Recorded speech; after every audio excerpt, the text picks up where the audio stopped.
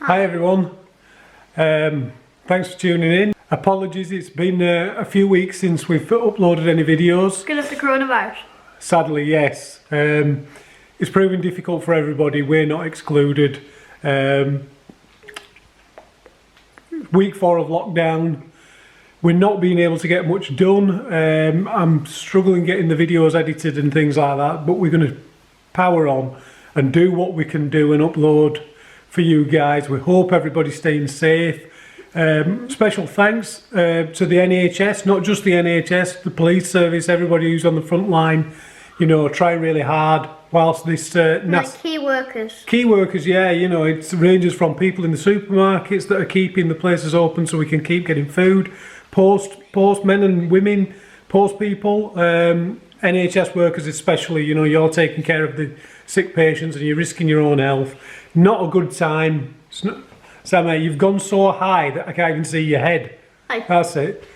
It's not a good time for anybody, unfortunately, but we're going to try and do what we can do. We've not powered on with any of the Subaru stuff because I don't want to miss the footage for you guys. I want to try and get as much footage as I can. So I'm waiting for my video crew, which is Sammy and Seth, who don't want to be here because they prefer the PlayStation.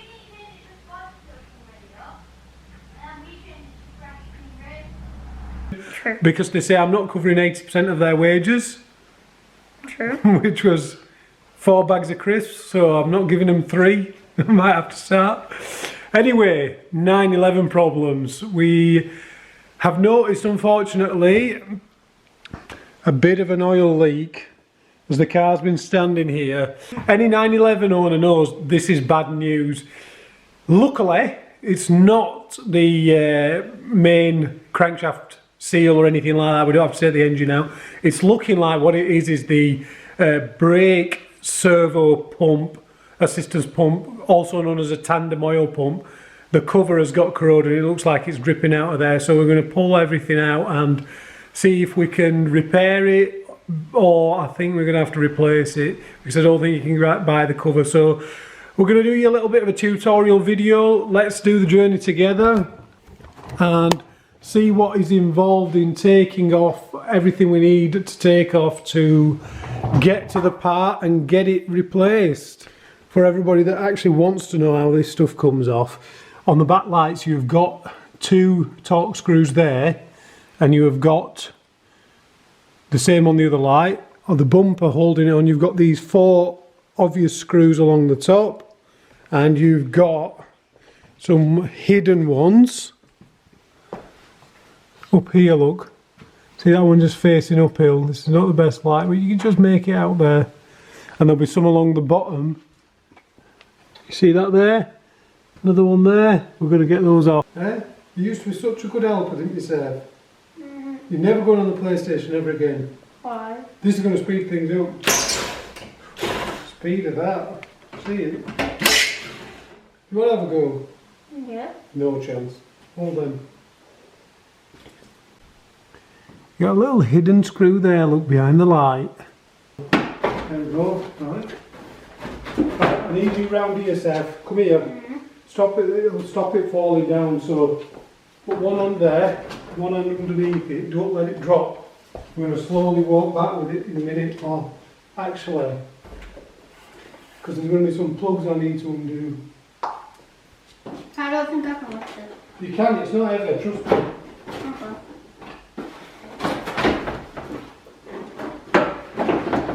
That's it, hold it there.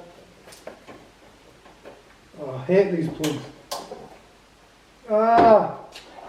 Right, this is where you've got to be careful not to scratch the car.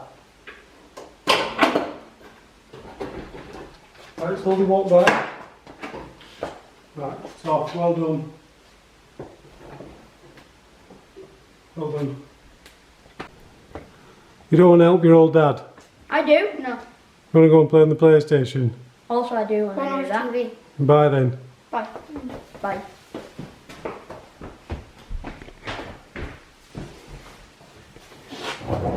Looks like me on my own then. Let's get the rest of this off.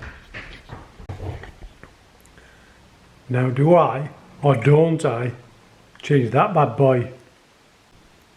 Guys, this is proving a real task, trying to get to this tandem pump. Got the airbox out, and this car it's really quite super clean for a 15-year-old 911. I've just got all the sort of heat guards and everything off, and you can just see how clean it is under there. You've just got a little bit of oxidisation starting there where it's rubbed up against the heat shield, but I'm going to treat that so it can't spread any further. But I've just noticed, and I thought it's worth telling you guys, if you just look where the airbox has come out there, you can just see where it's rubbed through a little bit of paint. Now, you can't see this area once the airbox is in, but if you ever come across it, what I do is just cover it up with a bit of paint or protection, because those are the areas that will rot. You know, they'll rust out and they'll rot pretty bad, and before you know it, you've got a serious bit of rot there.